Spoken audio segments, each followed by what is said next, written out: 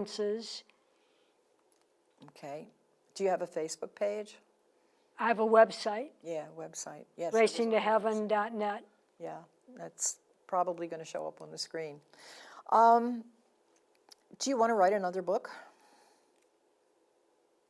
Probably. I'm not sure when and where, but the answer is probably. Okay. So tell me about your experience with horses. Well, when I was growing up, it was a suburban area, rural area. That was just what everybody did. They rode. Really? Oh, yeah. Did you own your own horse? No, I never have.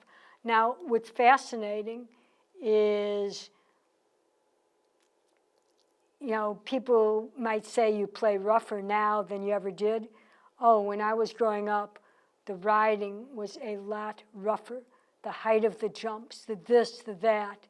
No way. There was one man who used to take basic beginners out on what was like fox hunts, like going So through you didn't fields. just ride on a trail, trot along. You actually did. Well, in this one case, yeah, but there is no way. You did the stuff they do in the Olympics, Right. jumping over things and whatnot. Right, but there is no way that would happen now. Oh, sure. Insurance. Oh, no one would. My goodness, no way, no way. I mean, it was thought nothing if somebody fell off and broke an arm. I wouldn't say it was thought nothing, but it wasn't, nobody would. It wasn't a court case. Oh, no way, are you kidding me? It was just, okay, well, kids, horses, they fall off. And you hoped that somebody would tape it, and then you wore long sleeves so your mother didn't see it. That was about it. That was about it. That was life, yeah. Where did you grow up? Suburban Cleveland. Okay, so. I mean, no way now. Are you kidding me? Yeah, that's very. You got to sign 1 million release forms, and if a horse, would throw somebody, my goodness, you better not let anybody else on that horse for quite a while, because then there's a history. And the release forms may mean, okay, if a roof falls down that they couldn't control, or if a horse That's right, yeah. has a heart attack and falls down, you are not held liable. If you could substantiate gross negligence, whatever the fancy legal term is, no way it matters that you sign that release form. They can still be held liable. Yeah, well, that's true of all those release forms that you sign, even if you're skiing or whatever. Oh, yeah. They really don't mean anything, because if there's an accident, you can still sue. And probably, if you can prove, as you say, negligence, you'll get something.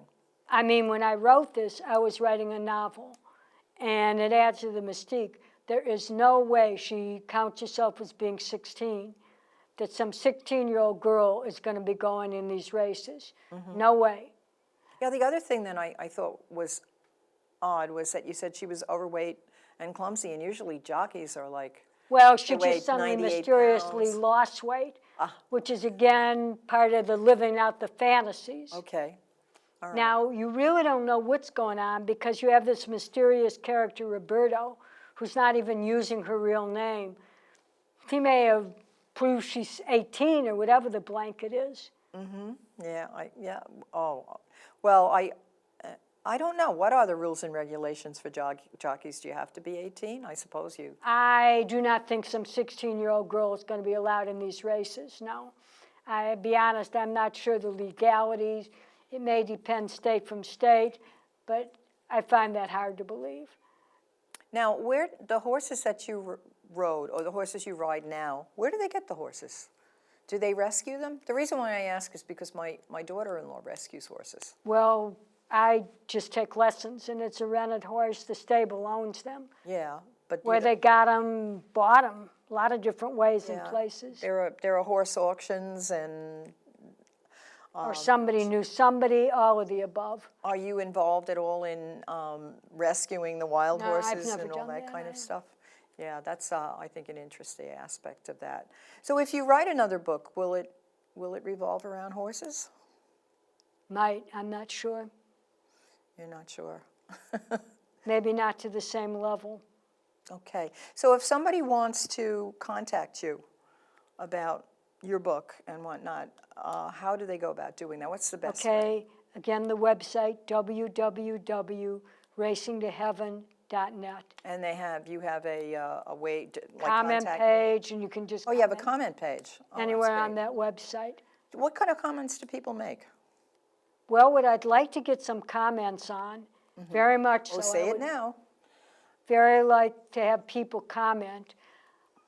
I talk about the vision of heaven in the first chapter.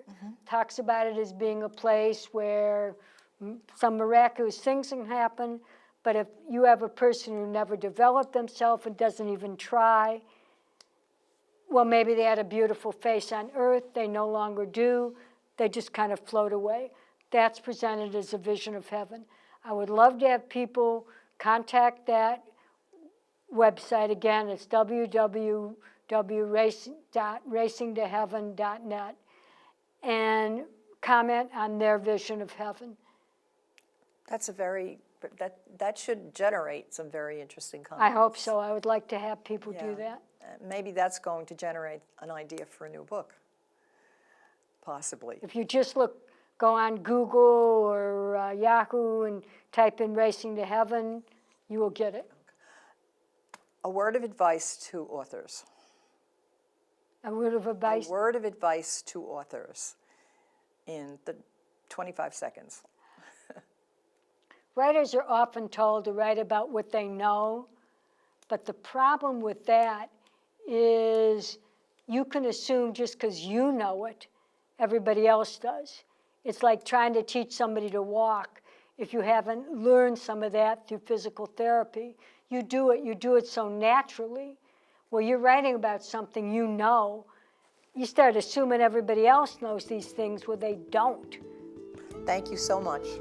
Thank you. It was great to have you.